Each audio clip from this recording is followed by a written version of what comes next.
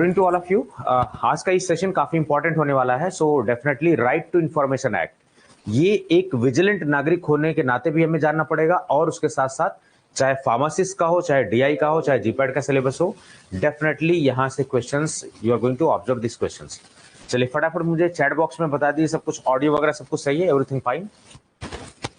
चलिए good evening.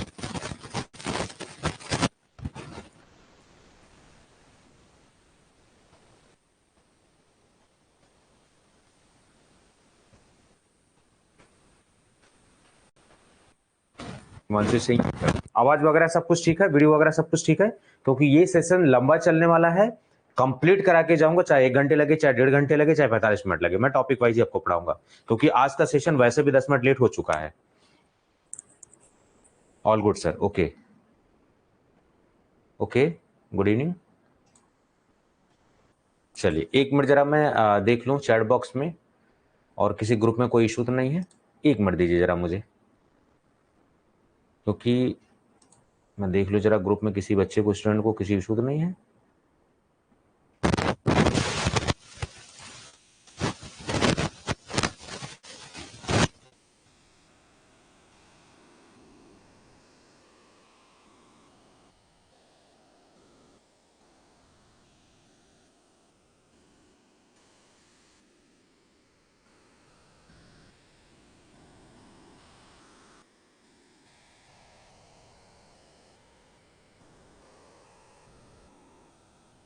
चलिए, I think all right, ठीक है। कई बच्चे देख रहा था मैं ग्रुप में, नाराज हो रहे थे कि सर लेट हो रहा है, सेशन लेट हो रहा है, बट समझने की कोशिश करिए, प्लीज ट्राई टू अंडरस्टैंड। हमारे एंड से भी कुछ इश्यूज हो सकते हैं, ठीक है? जैसे मैंने आपको 9:25 बोल दिया, but there was some issue with the mic. अभी मैं जस्ट एक क्लास लेके अभी रिटर्न हुआ हूं, ठीक है? चलिए, खैर वो सब बातें बाद में करेंगे। So finally we are here to discuss the right to information act. सबसे पहला जो क्वेश्चन पूछा जाता है कि राइट टू इंफॉर्मेशन एक्ट कब आया था? So it was came in 2005। तो सबसे first question, the basic question they are going to ask from you people, that is right to information act कब आया था? 2005 में। राइट टू इंफॉर्मेशन को हिंदी में बोलते हैं सूचना का अधिकार, ठीक है? लेकिन सूचना किस फॉर्म में, इंफॉर्मेशन किस फॉर्म में, वो सारी चीज हम लोग डिस्कस करेंगे। और क्या राइट टू प्राइवेसी में या फिर फंडामेंटल राइट्स में क्या ये सब सारी चीजें आती हैं, इन सब के बारे में जरा हम लोग फटाफट देखने वाले हैं। अब देखिए जरा, थोड़ा सा इसके बारे में देख लेते हैं, समझ लेते हैं। राइट टू इंफॉर्मेशन एक्ट सबसे पहले कब आया था? 2005 में, द फर्स्ट क्वेश्चन।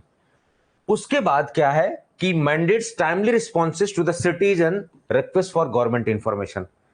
अब राइट टू इंफॉर्मेशन अगर आप देखोगे, क्या इससे पहले थोड़ा सा इसकी हिस्ट्री खंगालने की कोशिश करते हैं, तो जरा हिस्ट्री समझते हैं इसकी, कि राइट टू इंफॉर्मेशन तो 2005 में आया, उसके पहले क्या सिस्टम था?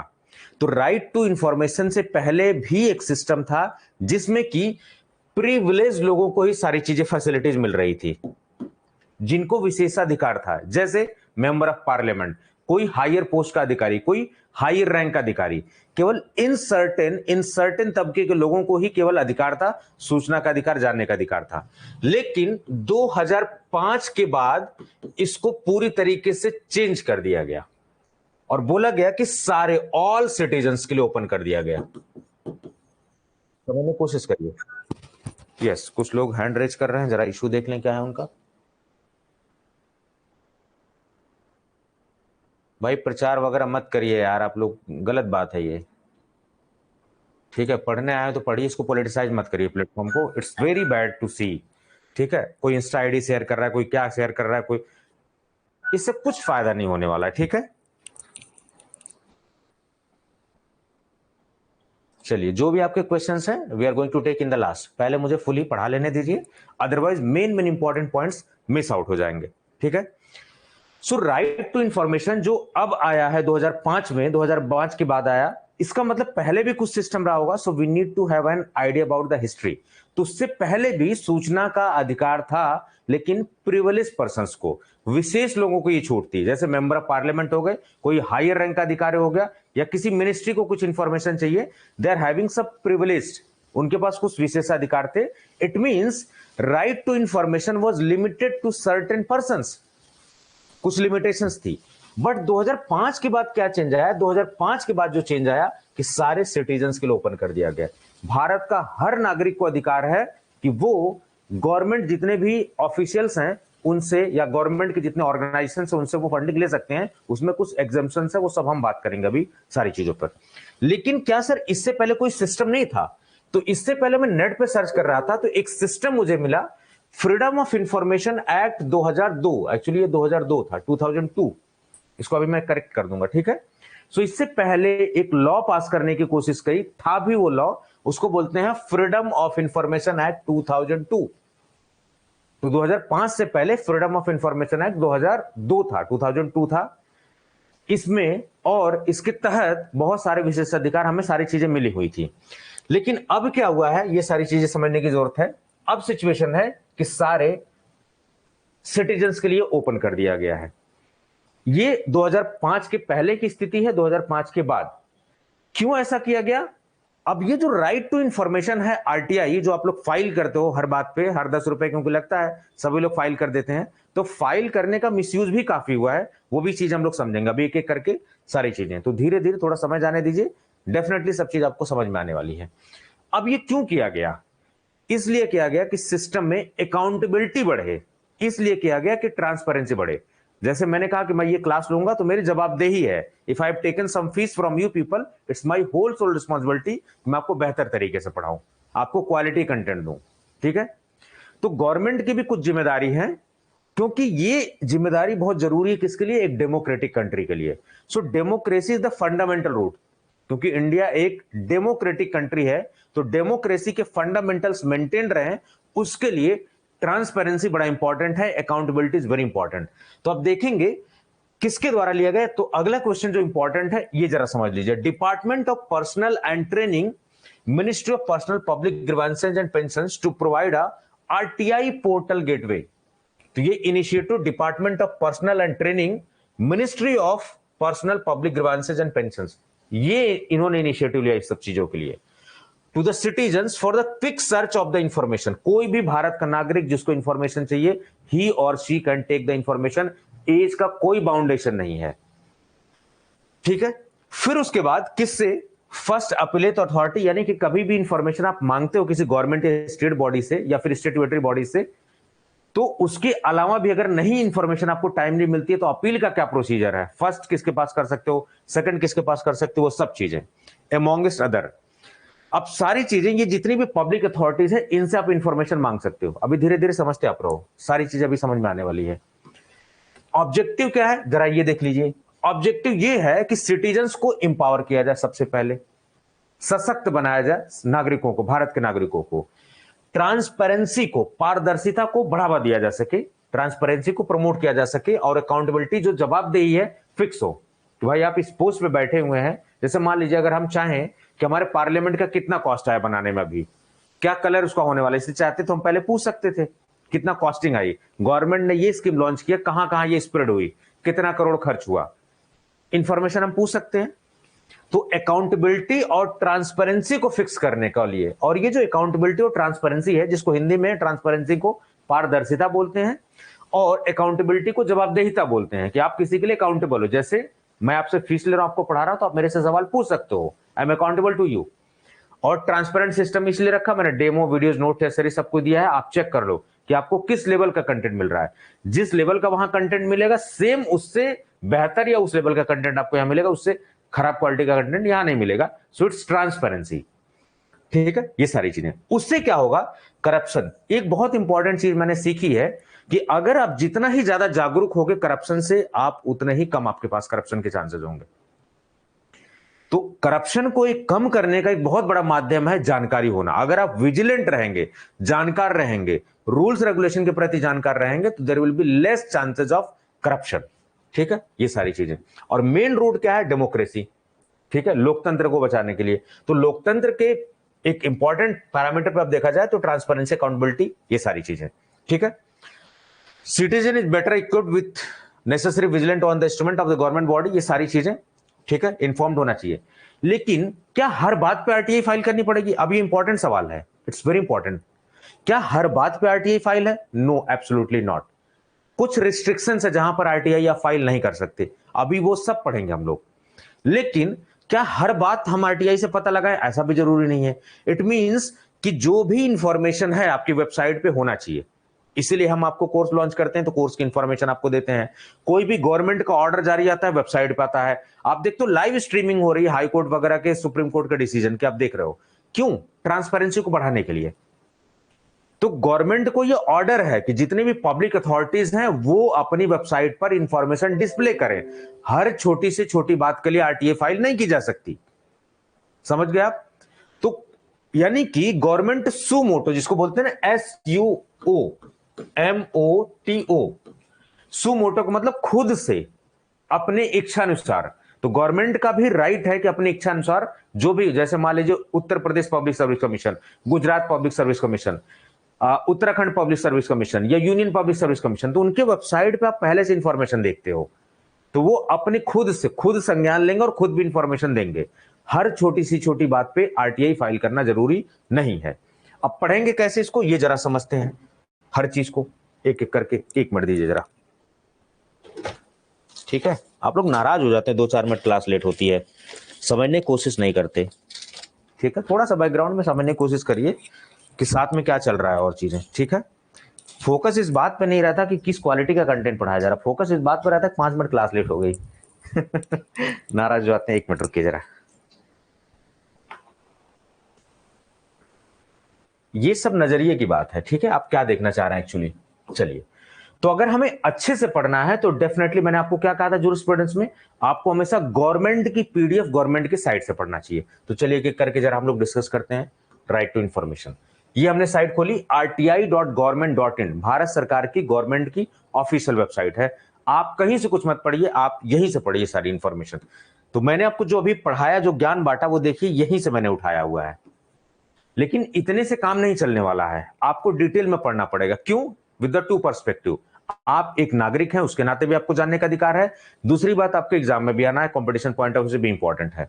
तो हम क्या करेंगे, सीधे आरटीआई एक्ट खोलेंगे और यहां पर देखिए हिंदी या इंग्लिश वर्जन में जो भी आपको चाहिए, या जिस लैंग्वेज, लोकल लैंग्वेज में चाहिए, मराठी, गुजराती, कन्नड़, जिस भी लैंग्वेज में चाहिए, तो हमने इंग्लिश को डाउनलोड कर लिया। सेम इसी चीज को मैंने डाउनलोड करके आपको पढ़ाया हुआ है। तो ये पूरे एक्ट में इंपॉर्टेंट क्लॉजेस क्या है वो सब मैं डिस्कस करने वाला हूं, परेशान मत हो, अभी दिखेगा इसको मैं पीडीएफ फाइल, ठीक है? कैसे आरटीआई ऑनलाइन फाइल करते हैं वो थोड़ा सा आइडिया आपको दूंगा, ठीक है? क्योंकि कुछ आरटीआई मैंने खुद फाइल की हुई है। फीस का आरटीआई के अंदर है, मैंने देखिए पूछा इंटरनेट से, तो इंटरनेट में बताया कि भाई सब 10 रुपए लगते हैं। आपको दिखाने के लिए, पता मुझे पहले से, लेकिन आपको दिखाने के लिए ऑफिशियली अभी क्या क्या अमेंडमेंट हुई है। लाइव क्लासेस का ये बहुत बड़ा फायदा है रिकॉर्डेड सेशंस के अलावा, क्योंकि रिकॉर्डेड सेशंस में कभी आपको ये अमेंडमेंट नहीं मिलेंगे, लाइव क्लासेस के साथ ये मिलेंगे अपडेटेड चीजें। तो राइट टू इंफॉर्मेशन एक्ट में 2021 में भी अमेंडमेंट हुआ है, 2019 में भी हुआ है, but the major amendment was in 2019। और बड़ा हो हल्ला मचा था कि गवर्नमेंट क्या कर रही है, राइट टू इंफॉर्मेशन को कमजोर कर रही है, क्योंकि 2 क्लासेस में चेंज कर करके। ये कहां से इंफॉर्मेशन पता लगेगी? पीआरएस की साइट से। State information commission, central information commission, इन सब का रोल, क्योंकि these are the appellate authority. अगर आपकी कोई पब्लिक अथॉरिटी नहीं सुन रहा है जिसपे आपने कंप्लेंट डाली हुई, आरटीआई फाइल इंफॉर्मेशन नहीं मिल रही है, so these are the appealing body. यहां पर आप अपील करोगे कि सर 30 दिन के अंदर मेरी इंफॉर्मेशन नहीं मिली, तो अगर आप सेंट्रल की बॉडी से जवाब मांग रहे हो तो सेंट्रल इंफॉर्मेशन कमीशन के पास जाएगा या स्टेट इंफॉर्मेशन कमीशन के पास जाएगा। तो इनका स्ट्रक्चर भी पूछता है, खास करके when you are preparing for the civil services, UPSC वगैरह या जितने भी हैं, इन सब में पूछा जाता है। फिर जितने भी एक्ट है उनको कहां से पढ़ेंगे, उसके लिए एक वेबसाइट है पीआरएस। तो बहुत कुछ लाया हूं मैं आपके लिए, ठीक है? बने रहिए, आप अच्छे से पढ़ते रहिए इसको। ये मत देखिए कि 10 मिनट लेट होगा, फोकस करिए कि क्या आज आपने सीखा। तो आज आपका जो नॉलेज यहां था ना, वो आपका यहां होने वाला पीक पे, क्योंकि मेरे पढ़ाने का वही अंदाज है। I am starting from the very scratch, ये तारीफ वाली बात नहीं है, और लास्ट में आपको यहां पहुंचा के जाएंगे। So starting from the act. चलिए, ये एक्ट आपको दिख रहा होगा थोड़ा बहुत, इसको मैं थोड़ा सा और बड़ा कर देता हूं, बड़ी इंपॉर्टेंट चीजें हैं, एक एक करके हम लोग पढ़ते हैं। 1 सेकंड रुकिए जरा। चलिए, कुछ लोग जरा टिंग टिंग बजा रहे हैं, जरा देख लें क्या पूछना चाह रहे हैं, जज्बात क्या है उनके।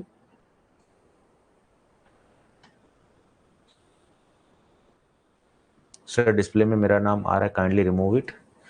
देखिए अरविंद जी, जो देखेगा उसका नाम आएगा, इसको रिमूव करने का प्रोसेस अभी फिलहाल नहीं है। आप ये इशू मुझसे डिस्कस करिएगा, मैं आप टीम को बोल के हटवा दूंगा अगर ऐसा कुछ होगा, ठीक है? चलिए, फिलहाल हम क्लास पे फोकस करते हैं। ओके, चलिए। सो कॉपी पेन लेके बिल्कुल तैयार हो जाइए, क्योंकि आज की आपकी 10 मिनट की एफर्ट जो है आपके हमेशा काम आने वाली है। सो पहली इंफॉर्मेशन आप लिखिए, राइट टू इंफॉर्मेशन एक्ट कब आया था? 2005। सो 2005 इज वेरी इंपॉर्टेंट, फार्मेसी जैसे एग्जामिनेशन में पूछ सकता है आपसे। लास्ट अपडेटेड ऑन 17/5/2021, सबसे लास्ट अपडेट है। और इसके पहले, क्योंकि जब भी कोई कानून लॉन्च होता है, कोई कानून बनता है, ठीक है, सबसे पहले मैं थोड़ा सा एक आइडिया दे देता हूं जो लोग नए हैं आज की क्लास में। जब भी कोई एक्ट बनता है ना, तो सबसे पहले वो ड्राफ्ट के फॉर्म में आता है, उसके प्रोविजंस वगैरह सारी चीज लिखी होती हैं। फिर वो पब्लिक डोमेन के लिए खोला जाता है, कुछ राय मशवरा लेने के लिए, क्योंकि पब्लिक के लिए बन रहा है ना। अगर उनके राय मशवरा से करोगे तो फिर वो दिक्कत वाली बात तो होगी नहीं। दिक्कत वाली तब बात होगी जब आप राय मशवरा नहीं लोगे, ठीक है। फिर उसके बाद जो है उसको कोई गवर्नमेंट मेंबर बिल हो सकता है या प्राइवेट मेंबर बिल हो सकता है। कोई गवर्नमेंट का मिनिस्टर अगर ला रहा है तो गवर्नमेंट मेंबर बिल हो गई, अगर अदर मिनिस्टर ला रहा है जो सरकार में नहीं है, और वो टेबल करेगा या तो लोकसभा में या राज्यसभा में। सो फिनांस बिल या बजट से मनी रिलेटेड बिल जितने हैं वो पहले they are mentioned, they are put on the Lok Sabha, सबसे पहले लोकसभा में आती हैं, फिर राज्यसभा में। फिर यहां पर डिस्कशन होता है, फिर वोटिंग होती है, फिर बोलते हैं से यस से नो, इस तरीके का आपने देखा होगा। फिर वो राज्यसभा में जाता है, अगर राज्यसभा नहीं 14 दिन के अंदर जवाब देती है, ऑटोमेटिकली बिल बी पास। राज्यसभा से क्यों पास कराना जरूरी है? क्योंकि ये रिप्रेजेंटेटिव ऑफ द स्टेट है, Rajya Sabha representative of the state, ठीक है। तो यहां से जरूरी है, और ये चेक एंड बैलेंस का भी काम करता है, कुछ गड़बड़ हो जाए। फिर फाइनली यहां से चीजें जाती हैं प्रेसिडेंट के पास साइन होने के लिए, तब यहां पर क्या हो जाता है? एक्ट। तो जो चीज ड्राफ्ट के फॉर्म में थी और जब वो लोकसभा राज्यसभा में आई तो उसको बोलते हैं बिल, या हिंदी में बोलते हैं विधेयक उसको। तो स्टार्ट कहां से होता है? ड्राफ्ट से, और तय कहां जर्नी होती है? बिल की। फिर उसके बाद जैसे प्रेसिडेंट के साइन होते हैं वो किस में कन्वर्ट हो जाता है? एक्ट में। और जैसे गजट में नोटिफाई होकर जिस दिन से लागू हो गया उस दिन से इन्फोर्स होकर वो लॉ बन गया। So these terminology should be clear कि ड्राफ्ट किसे बोलेंगे, बिल किसे बोलेंगे, एक्ट किसे बोलेंगे, लॉ किसे बोलेंगे। I think now it's very clear. तो एक जनरलाइज प्रोसीजर मैं ऑलरेडी डिस्कस कर चुका हूं, not going to take more time because RTI act हमें पढ़ना है आज के समय। तो ये बेसिक प्रोसीजर हमने देखा। चलिए एक एक करके जरा देखते हैं। आप ये आते हैं, अब देखिए क्या लिखा हुआ है, ये सारी चीजें। राइट टू इंफॉर्मेशन, क्या क्या पढ़ना है, राइट टू इंफॉर्मेशन किसे कहते हैं, पब्लिक इंफॉर्मेशन ऑफिसर क्या है, ये सारी चीजें। जितने भी गवर्नमेंट के आपके पब्लिक सर्विस कमीशन है ना, वहां देखना आप सूचना का राइट टू इंफॉर्मेशन एक्ट के तहत आरटीआई की फाइलिंग वगैरह के लिए सारी इंफॉर्मेशन दी होती है। कोई अब चाहे गुजरात पब्लिक सर्विस कमीशन हो, उत्तराखंड पब्लिक सर्विस कमीशन हो, वहां का जो अथॉरिटी आप वहां पर कंप्लेंट फाइल कर सकते हो, ठीक है। Central information commission, state information commission, ये सब इनके पावर्स क्या हैं, अपीलेट अथॉरिटी क्या है, everything we are going to discuss. Everything means everything we are going to discuss. चलिए एक एक करके देखते हैं, जहां इंपॉर्टेंट होगा आप लिख लेना। सो पहले आप क्वेश्चन लिखिए, right to information act has came in which year? 2005। और तो और अभी बिहार ड्रग इंस्पेक्टर का एग्जामिनेशन हुआ है, they have asked this much of questions कि एक्ट नंबर कौन सा है आपका। So act number 22 of 2005, please mention that, act number 22। यानी कि 2005 में जितने भी एक्ट पास हुए हैं उनमें इसका 22वां नंबर था, इट वाज 22nd, राइट। चलिए, सो 22nd नंबर था इसका। अरे दोस्त, फिर ऐसे करेंगे तो कैसे काम चलेगा, फिर पढ़ाऊंगा कैसे मैं?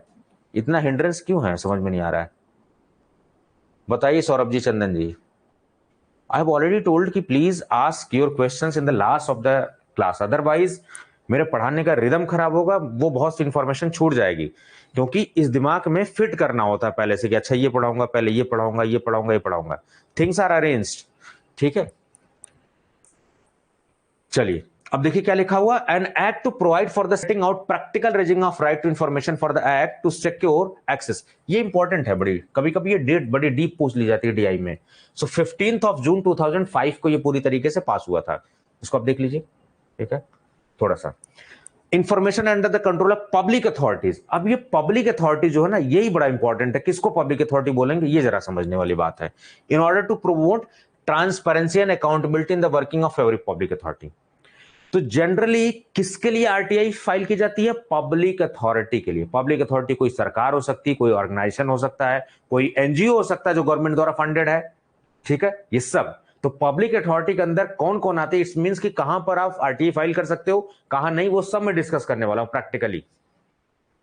मेन रूल इसका है हमेशा ट्रांसपेरेंसी और अकाउंटेबिलिटी को बढ़ाना। जब ये दोनों पैरामीटर बढ़ाओगे इट मींस कि it's a healthy democracy, it's a part of healthy democracy.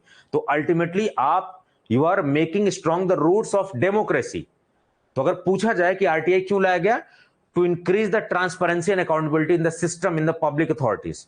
ठीक है, ये सारी चीजें तो लिख लीजिए, बड़ा इंपॉर्टेंट इंफॉर्मेशन है। The constitution of a central information commission. तो ये सेंट्रल इंफॉर्मेशन कमीशन किसके तहत बनाया गया? ये बनाया गया आरटीआई एक्ट 2005 के तहत। स्टेट इंफॉर्मेशन एसआईसी किसके तहत बनाया गया? आरटीआई एक्ट 2005 के तहत। ये दोनों बनाने की जरूरत क्यों पड़ी? Because these are the appellate authority.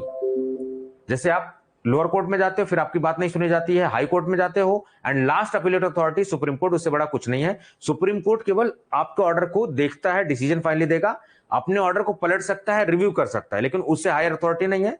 तो यहां पर जो आपकी अपीलेट अथॉरिटी है, जहां पर आप अपनी अपील दर्ज करते हो, लास्टली अगर सेंट्रल बॉडी है तो सेंट्रल इंफॉर्मेशन कमीशन के पास आपकी इंफॉर्मेशन जाएगी, if it is a state body तो स्टेट इंफॉर्मेशन कमीशन के पास जाएगी। ये सब चीजें। तो डेमोक्रेसी क्या मांगती है कि भाई उसके सिटीजन सारे इंफॉर्म्ड हो। जनता के लिए, जनता के द्वारा शासन ही लोकतंत्र है। किसी अमेरिकन प्रेसिडेंट ने कहा था ना, आप बताइएगा कमेंट बॉक्स में किस अमेरिकन प्रेसिडेंट ने कहा था यह बात कि democracy is for the people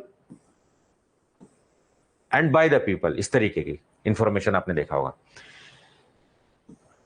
right to information इसलिए भी है ताकि हार्मोनाइजेशन, एक हार्मोनाइज माहौल में चीजें रहे, पब्लिक इंटरेस्ट में, ये सारी चीजें। ठीक है, चलिए अब जरा देखते हैं। नेक्स्ट क्वेश्चन इंपॉर्टेंट है, इसको नोट डाउन कर लीजिए। It extends to whole of India. Now Jammu Kashmir is not going to be exception. पहले होता था ना कि एक्सेप्ट जम्मू कश्मीर, लेकिन 5 अगस्त 2019 के डिसीजन के बाद जब उसको रिवोक कर दिया गया 370 के सारे क्लॉजेस वगैरह को, तब से ये it extends to whole of India. चलिए ये बात अब देखिए। एप्रोप्रिएट गवर्नमेंट का मतलब, ये टर्मिनोलॉजीज है, मैंने कहा था ना जब भी आप पैक्ट पढ़ेंगे terminologies are important. So appropriate act, appropriate government का मतलब क्या हो सकता है? कोई पब्लिक अथॉरिटी जो कि कंस्टिट्यूटेड है, ओन्ड है, कंट्रोल्ड है, ये सारी चीजें। अब देखिए, अब इंपॉर्टेंट बात यह है कि आप किससे, ये पब्लिक अथॉरिटीज जो है आप किससे, तो आप कॉन्स्टिट्यूशनल बॉडी से, कॉन्स्टिट्यूशनल बॉडी, आप स्टैट्यूटरी बॉडी। अभी बता रहा हूं मैं क्या कहना चाह रहा हूं, जज्बात क्या है मेरे। आप किसी फंडेड एजेंसी, ये जनरली 3 मेन प्रोविजन है जहां से आप इंफॉर्मेशन मांग सकते हो। कॉन्स्टिट्यूशनल बॉडी का मतलब होता है संवैधानिक संस्था। इट मींस ऐसी बॉडी जिसका अपन के संविधान में जिक्र है, जिसका मेंशन है, जिसके लिए कोई चैप्टर है, जिसके लिए कोई शेड्यूल है, जिसके लिए कोई आर्टिकल है। जैसे आपका इलेक्शन कमीशन, तो वहां पर मेंशन है। यूपीएससी के बारे में article 315 there is a mention. तो यूपीएससी के बारे में, संघ लोक सेवा आयोग, स्टेट पब्लिक सर्विस कमीशन के बारे में मेंशन है। So these are constitutional body, election commission. Statutory body, जिसको कि कानून के तहत, एक्ट के तहत बना के लाया गया, लेकिन जिसका कोई जिक्र नहीं है कॉन्स्टिट्यूशन में। There is no mentioning in the constitution and it has created by a law और एनी नोटिस और एनी ऑर्डर। उसको बोलते हैं स्टैट्यूटरी बॉडी, जिसको हिंदी में बोलते हैं सांविधिक संस्था। एक होती संवैधानिक संस्था, एक होती है सांविधिक संस्था। और तीसरा मेन प्रोविजन क्या है कि अगर कोई एनजीओ भी है ना, वो गवर्नमेंट की फंडिंग ले रहा है, कोई कॉलेज है, कोई भी कॉलेज है, किसी भी कम्युनिटी का कॉलेज है, अगर वो गवर्नमेंट की जमीन पर बना हुआ है, थोड़ा सा भी गवर्नमेंट से अगर फंड लिया हुआ है, कोई एनजीओ भी है, वहां भी आप आरटीआई फाइल कर सकते हो। यानी कि अगर गवर्नमेंट का पैसा कहीं भी 1 रुपया लगा है, you can file RTI. Simple सी ट्रिक है इसकी। तो generally constitutional body, statutory body और गवर्नमेंट फंडेड जहां पर एजेंसीज होती हैं, वहां पर आरटीआई फाइल। एक मोटी मोटा आपको एग्जांपल पता होना चाहिए। चलिए एक एक करके समझते हैं। ठीक है, सेंट्रल इंफॉर्मेशन कमीशन का मतलब क्यों? These are the appellate authority. अगर आप जिससे जवाब पूछ रहे हो, क्योंकि टाइम ड्यूरेशन 30 डेज को कहा था, अगर 30 दिन के अंदर जवाब नहीं दे पाया तो आप फर्स्ट अपील करते हो। फर्स्ट अपील कहां करते हो? जो भी वहां का ऑफिसर, उससे हायर रैंक के अधिकारी को करते हो। ठीक है, वो कब बाध्य है? 30 दिन या 45 डेज के अंदर जवाब आपको देगा। ये सब इंपॉर्टेंट बातें हैं, लिखते रहिए आप कि फर्स्ट अपीलेट अथॉरिटी हमेशा हायर अथॉरिटी होता है उस मंत्रालय का, उस डिपार्टमेंट का। सेकंड अपीलेट अथॉरिटी, ये सारे सेंट्रल इंफॉर्मेशन कमीशन, सीआईसी और स्टेट इंफॉर्मेशन कमीशन। अगर आपकी स्टेट की एजेंसी से आप जवाब मांग रहे हो तो स्टेट इंफॉर्मेशन कमीशन के पास जाएगा, सेंट्रल से मांग रहे हो तो सेंट्रल इंफॉर्मेशन कमीशन के पास जाएगा। और यहीं पर लूप होल है एक्ट में क्योंकि यहां पर ये मेंशन, क्योंकि फर्स्ट अपीलेट में बोला गया है कि 30 to 45 डेज, लेकिन अगर सेंट्रल इंफॉर्मेशन या स्टेट इंफॉर्मेशन कमीशन के पास गया, वहां टाइम मेंशन नहीं कि इतने दिन में ही आपको जवाब दिया जाएगा। सो यहां पर लूप होल है थोड़ा सा इस एक्ट में, ठीक है। ये सारी चीजें, central information commission constituted under the sub section 1 of section 12। तो सेक्शन 12 के तहत, किसके, आरटीआई एक्ट के सेक्शन 12 के तहत, सेंट्रल इंफॉर्मेशन कमीशन के तहत। सेंट्रल पब्लिक इंफॉर्मेशन ऑफिसर, जिससे आप सूचना मांगोगे सेंट्रल बॉडी में, वो सारी चीजें, ठीक है। Chief information commission and state information commissioner. अब देखो, ये जो सेंट्रल इंफॉर्मेशन कमिश्नर है, इसी में आपका चीफ इंफॉर्मेशन कमिश्नर जो हेड होगा, जो चेयरमैन होगा, और जो चेले चपाटे होंगे उनको बोलेंगे थोड़ा सा इंफॉर्मेशन कमिश्नर। ये सारी चीजें, ठीक है। ये सब थोड़ी सी समझने की जरूरत है आपको, ठीक है। ये अब कॉम्पिटेंट अथॉरिटी का मतलब कि कौन से कॉम्पिटेंट अथॉरिटी माने जाएंगे, तो आप देखोगे, ठीक है, house of the people, legislative, या जो भी वहां के चेयरमैन वगैरह हैं, chief justice of India, high court, या प्रेसिडेंट, या गवर्नर, या इंफॉर्मेशन। अब ये बड़ा इंपॉर्टेंट है डेफिनेशन में, कौन कौन सी इंफॉर्मेशन आप मांग सकते हो सरकार से। ये थोड़ी मांगोगे भाई साहब को कौन से रंग का कपड़ा पहने हुए हैं, कितने लाख का सूट है, this type of information you can not ask, ठीक है। Yes, somebody saying Abraham Lincoln. तो इंफॉर्मेशन किस फॉर्म में आप मांग सकते हैं, इंफॉर्मेशन और any material in the form of records. कोई गवर्नमेंट का रिकॉर्ड है, आप मांग सकते हो कि सर ये चीज हमें इंफॉर्मेशन चाहिए, आप रिकॉर्ड में से दे दीजिए। कोई डॉक्यूमेंट है, कोई मेमोज है, कोई ईमेल है आपकी, कोई ओपिनियंस है, कोई एडवाइस, सरकार का क्या ओपिनियन है इस पे, ठीक है। एडवाइस क्या है, प्रेस रिलीज, सरकार ने कोई प्रेस रिलीज 2-4 साल पहले या महीने 2 महीने पहले कोई सर्कुलर जारी किया, कोई ऑर्डर जारी किया है, कोई लॉगबुक है, कोई कॉन्ट्रैक्ट है, कोई रिपोर्ट है, पेपर है, सैंपल्स है, मॉडल्स है, डेटा मटेरियल इलेक्ट्रॉनिक फॉर्म में या फिर रिटन फॉर्मेट में आप मांग सकते हो। तो इस तरीके की इंफॉर्मेशन, चाहे वो रिकॉर्ड हो, डॉक्यूमेंट हो, मेमोस हो, ईमेल हो, ओपिनियंस हो, ये सब पे कि भाई आज मीटिंग हुई कैबिनेट की, उसमें क्या फैसला लेगा, आप पूछ सकते हो, सरकार जवाब देगी आपको, ठीक है। ये सारी चीजें। पब्लिक अथॉरिटी, ये देखिए, ये बड़ा इंपॉर्टेंट है, ये डिसाइड करता है कि कहां पर आरटीआई फाइल हो सकती है। So from where we can go for this RTI filing, कहां पर हम नहीं फाइल कर सकते, ये पब्लिक अथॉरिटी डिसाइड करता है, ठीक है। पब्लिक अथॉरिटी बोले तो constitutional body, statutory body, government funded body, these are the public authority. Any authority और बॉडी और any institution of self government establish under the constitution, अगर भारतीय संविधान के अंदर उसको बनाया गया, जैसे चुनाव आयोग, तो चुनाव आयोग से पूछ सकते हो कि कितना खर्चा हुआ था यूपी का चुनाव कराने में, गुजरात का चुनाव कराने में, पूछ सकते हो आप। भाई any other law made by parliament, कानून के तहत, अगर संसद के कानून के तहत आया तो आप पूछ सकते हो। और any other law made by state legislator, भाई राज्य की जो है स्टेट असेंबली जो है, वहां से कोई एक्ट है तो आप पूछ सकते हो वहां से। भाई नोटिफिकेशन इशूड और order made by the appropriate government, ये सारी चीजें। अब देखिए, अब क्या यहां लिखा हुआ, ये जो लाइन है ना, इसी में सारा खेल है। और क्या लिखा हुआ, एंड इंक्लूड्स एनी, इसका मतलब कहां पर आरटीआई और फाइल हो सकती है इनके अलावा, body owned, controlled and substantially financed. ये जो वर्ड है ना, खतरनाक है। लॉ में भाषा जो है ना, भाषा से खेलते हैं सारा कुछ खेल। सब्सटेंशियली फाइनेंस्ड, तो सब्सटेंशियली फाइनेंस में तो मान लीजिए मैं स्कूल बनवाया हूं गवर्नमेंट की जमीन पे, आरटीआई फाइल कर सकते हो आप, ठीक है। तो गवर्नमेंट के द्वारा अगर किसी ओन्ड है, कंट्रोल्ड है, या फिर गवर्नमेंट का पैसा वहां अगर 1 रुपए भी लग गया ना, आरटीआई फाइल हो जाएगी वहां पर, ये जान लीजिए आप। कुछ लोग कहते हैं क्या सर एनजीओ में हम फाइल कर सकते हैं, क्योंकि एनजीओ एक अलग ही वॉरफेयर कर रहे हैं, बाहर के लोग फंड देते हैं और यहां के काम में आप जो है देखते हैं दखल अंदाजी बहुत। तो ये एक इंफॉर्मेशन वॉरफेयर चल रही है इंडिया में, जबरदस्ती का केस कर देंगे हाई कोर्ट, सुप्रीम कोर्ट में, मैटर लटका देंगे नेशनल सिक्योरिटी के इश्यूज का। अभी आपने देखा होगा जब ब्रह्मोस को लॉन्च वो किया जा रहा था, तैनात किया जा रहा था चाइना बॉर्डर पे, कितने पंगे हुए थे भाई, पहाड़ों पे आप रोड मत, बिल्कुल सही है। देखिए डेवलपमेंट आप करिए, लेकिन नेशनल इश्यूज को भी आप ताक पे नहीं रख सकते, सो दे आर आल्सो इंपॉर्टेंट। तो आप वहां पर देखिए, नॉन गवर्नमेंट ऑर्गेनाइजेशन जो कि गवर्नमेंट द्वारा फाइनेंस है, वहां पर आराम से एनजीओ, डायरेक्टली और indirectly bye funds provided by the appropriate government, ये सारी चीजें समझ गए। गवर्नमेंट का अगर एक चवन्नी भी किसी के पास जा रहा है, आरटीआई फाइल होगी, आप उनसे जवाब मांग सकते हो, ये इंपॉर्टेंट है, ठीक है। चलिए, अब राइट टू इंफॉर्मेशन का मतलब क्या होता है, क्या क्या इंफॉर्मेशन मांग सकते हो, कुछ भी नहीं, मुंह खोल के आप मांग सकते हो। So right to information accessible under this act related to inspection of work, किसी भी डॉक्यूमेंट में अगर कोई इंस्ट्रक्शन, कोई रिकॉर्ड है, कुछ भी है, उसका नोट ले सकते हैं। जैसे आपने कॉपी दी, पेपर दिया आपने कि सर इसका प्रीलिम से पहले, जैसे यूपीएससी का ही आप देख लीजिए, यूपीएससी बाद में सारी चीजें डिस्क्लोज करता है सब कुछ, ठीक है। आपने मान लीजिए फार्मासिस्ट का पेपर दिया, आपको लगा कि नहीं यार कुछ गड़बड़ झाला हुआ है, मुझे कॉपी निकलवानी, तो आप कॉपी निकलवा सकते हैं आरटीआई से, ठीक है। किसी भी मटेरियल का सर्टिफाइड कॉपी आप जो है ले सकते हैं, ये सारी चीजें। स्टेट इंफॉर्मेशन कमीशन किसके तहत क्रिएट किया गया? इसी आरटीआई के तहत, 2005 के तहत, ये सारी चीजें अंडर सेक्शन 15। तो बड़ा इंपॉर्टेंट है, स्टेट इंफॉर्मेशन कमीशन सेक्शन 15 के तहत, किसके तहत? आरटीआई एक्ट के, ठीक है, ये सारी चीजें। थर्ड पार्टी, एक टर्म आएगा third party, means a person other than citizen making a request for the information and includes a public authority. तो जैसे मान ली मेरे बिहाफ पे कोई अगर आरटीआई फाइल कर रहा है, वो थर्ड पर्सन हो गया, या फिर गवर्नमेंट की कोई बॉडी दूसरे गवर्नमेंट बॉडी से पूछ रही है, थर्ड पार्टी हो गई, वो सारी चीजें, ठीक है, ये सब। अब कुछ ऑब्लिगेशंस होते हैं पब्लिक अथॉरिटीज के, यानी कि आपसे इंफॉर्मेशन पूछी जाएगी तो पब्लिक अथॉरिटीज की कुछ ऑब्लिगेशंस होती हैं, तो मतलब आपको ये करना ही करना होगा। क्या ऑब्लिगेशंस होती हैं? कि अपने सारे इंफॉर्मेशन को, रिकॉर्ड को वो कैटलॉग करें, बनाए रखें, अच्छे से उसको अरेंज करें और पब्लिक डिस्क्लोजर में रखें। तो आप देखते होंगे जितने भी हाई कोर्ट, सुप्रीम कोर्ट की सुनवाई होती है वो लाइव दिखाई जाती है आपको।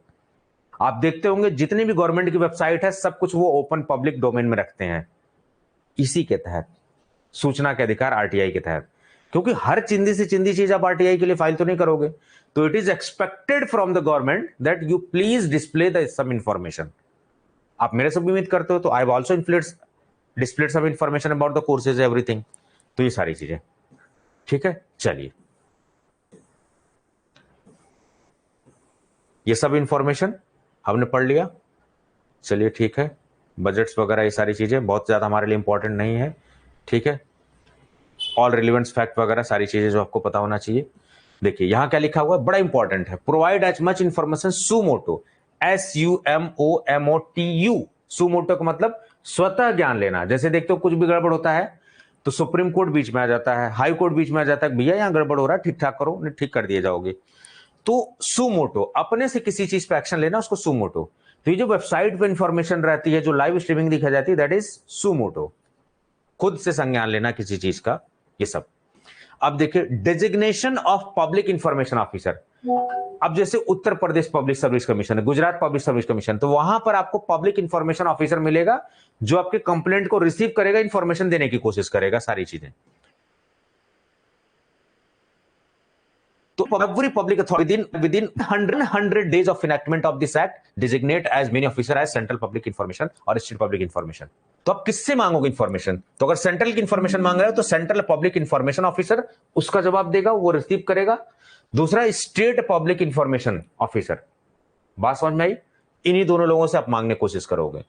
यानी कि हर राज्य सरकार, हर केंद्र सरकार, जब भी ये एक्ट जिस दिन पास होगा, तो जिस जून में ये पास हुआ है उसके 100 डेज के अंदर, 100 दिन के अंदर आपको जो है इसको इनैक्ट करना पड़ेगा, इस तरीके के ऑफिसर्स को डिजिग्नेट करना पड़ेगा। समझ गए? तो ये 100 डेज मैटर्स। तो जिस दिन पास हुआ उसके 100 दिन के अंदर अंदर आपको सेंट्रल पब्लिक इंफॉर्मेशन ऑफिसर या स्टेट पब्लिक इंफॉर्मेशन ऑफिसर, जो कि कंप्लेंट को रिसीव करते हैं, जो कि आपके जवाब देते हैं, ये सब की नियुक्ति हो जानी चाहिए। ये सब चीजें समझ में आई बात? ये सब बातें ठीक है। चलिए, ये सब इंपॉर्टेंट नहीं है, हालांकि मैं सेम पीडीएफ आपसे शेयर करने वाला हूं। अब रिक्वेस्ट फॉर ऑब्टेनिंग इंफॉर्मेशन, अगर किसी को इंफॉर्मेशन चाहिए, सपोज मुझे इंफॉर्मेशन चाहिए, तो मैं कैसे रिक्वेस्ट करूंगा, क्या प्रोसेस है? That thing we are going to discuss. A person who desire to obtain information under this act make a request in writing और थ्रू इलेक्ट्रॉनिक मींस। आप या तो राइटिंग में दीजिए या फिर ऑनलाइन आरटीआई फाइल करिए, बेहतर है कि ऑनलाइन आरटीआई फाइल करिए। लेकिन आपके ऊपर भाषा नहीं थोपी जाएगी। आप हिंदी में थोपिए, आप हिंदी में करिए, आप इंग्लिश में करिए, या अपने रीजनल लैंग्वेज में, चाहे आप पहाड़ी लैंग्वेज बोल रहे हो, चाहे गुजराती बोल रहे हो, कोई सी आप बोल रहे हो, कोई दिक्कत वाली बात नहीं है। तो अपने रीजनल लैंग्वेजेस में या फिर हिंदी में या इंग्लिश, इन तीनों ऑप्शन में से किसी भी लैंग्वेज में आप चूज कर सकते हैं, ठीक है। और किसको आप देंगे? सेंट्रल पब्लिक इंफॉर्मेशन ऑफिसर या स्टेट पब्लिक इंफॉर्मेशन ऑफिसर या फिर कंसर्न अथॉरिटी, ये सारी चीजें, ठीक है। ये सब अब देखिए, अब ये भी बड़ा इंपॉर्टेंट, ये जो लाइन लिखी है ना, बड़ा इंपॉर्टेंट है। जैसे मान लीजिए मैं कोई इंफॉर्मेशन मांग रहा हूं किसी से, तो मैं इस चीज का जवाब देने को तैयार नहीं हूं कि नहीं मुझे क्यों मांग रहा हूं मैं। I do not need to justify the act. यहां पर मैं पावरफुल हूं, as a citizen we are powerful. हमें रीजन बताने की जरूरत नहीं है कि हम ये इंफॉर्मेशन क्यों मांग रहे हैं, बस मांग रहे तो मांग रहे, हमारा मन कर रहा है। applicant making request for information shall not be required to give any reason for the requesting information। ये बड़ी इंपॉर्टेंट चीज है, यहां पर इंपावर किया गया है, ठीक है। ये सब अब देखिए, ये बड़ा इंपॉर्टेंट है कि भाई आपने एक बार आरटीआई फाइल कर दिया, 10 रुपए लगते हैं आपको, ऑनलाइन आप आरटीआई जाके फाइल कर दीजिए, देख लीजिए यहां से, ये देखिए यहां पर rti.online.government.in पे आप जाइए, यहां पर आप जाने के बाद सारी चीज आप कर दीजिए, I have read the instructions, submit करिए यहां से और आप जो भरते रहिए। अब देखिए क्या है, ऑनलाइन आरटीआई रिक्वेस्ट फॉर्म यहां से भरी जाती है ऑनलाइन। तो अब देखो यहां पर क्या है, मिनिस्ट्री चूज करने होगा कि किस मिनिस्ट्री से आप जवाब मांगना चाहते हैं, ठीक है, किस पब्लिक अथॉरिटी से मांगना चाहते हैं। यहां पर जैसे मान लो मिनिस्ट्री डिपार्टमेंट ऑफ कॉमर्स हमने चूज किया, तो यहां पर किससे आप मांगना चाह रहे हो, ठीक है। तो अगर आप श्योर हो इंफॉर्मेशन कि नहीं मुझे इसी मिनिस्ट्री से मांगना है, तो यहां पर सही सही ऑप्शन चूज करो, जल्दी आपका आरटीआई फॉर्म प्रोसेस होगा। लेकिन अगर आप श्योर नहीं हो कि किस मिनिस्ट्री किसके अंदर आ रहा है, तो कोई सा भी टिक करके कर दो। अब इनकी जिम्मेदारी है कि जो आप पूछ रहे हो कंसर्न एजेंसी या कंसर्न डिपार्टमेंट के पास पूछे, तो उसमें कुछ एक्स्ट्रा टाइम लगेगा बाबू भैया, it will take 5 more days। तो अगर डायरेक्टली आपने यहां से सही चूज किया सो बहुत जल्दी प्रोसेस हो जाएगा। But if you are not sure कि वो चीज जिससे मैं सवाल जवाब पूछना चाह रहा हूं किस मंत्रालय के अंदर आएगा, आई डोंट नो एग्जैक्टली, तो हियर जैसे एप्लीकेशन आपका जाएगा, जो कंसर्न अथॉरिटी के पास जाएगा, रिसीव होगा कंप्लेंट, वो सेग्रीगेट करेगा, और सेग्रीगेट करने में it may take 5 more days, time ज्यादा लगेगा, ठीक है। यहां से आप ऑनलाइन कर दीजिए सारी चीजें, ठीक है, आरटीआई फाइल करने का ये सब कुछ, this is the best way you can go for the RTI filing. Fees साहब कितना लगता है, 10 रुपए। देखो क्या लिखा हुआ, fees required for RTI act, सब इंफॉर्मेशन बाय पब्लिक अथॉरिटी, ठीक है, ये सारी चीजें, ₹10 payable to account officer of the public authority, ये सब। ये मिसयूज भी है, कुछ भी लोग पूछ डालते हैं कि हमारे पड़ोसी ने कितना पैसा दबा के रखा हुआ है, ये भी पूछने की कोशिश कर लेते हैं। ऐसा मत करो भाई, ठीक है, कुछ भी नहीं, मतलब 10 रुपए। आप सोच के देखो, फीस कम होने की वजह से इसका मिसयूज भी हो रहा है आरटीआई का। तो ये सब चीजें। अब आते हैं अपने एक्ट पे। तो डिस्पोजल ऑफ रिक्वेस्ट, कितने दिन में आपकी समस्या का ग्रीवांस रिड्रेसल होना चाहिए, शिकायत को दूर करेंगे, हाउ मच टाइम में, this is very important, please write down that. चलिए जरा मैं देख लूं क्या नाम है।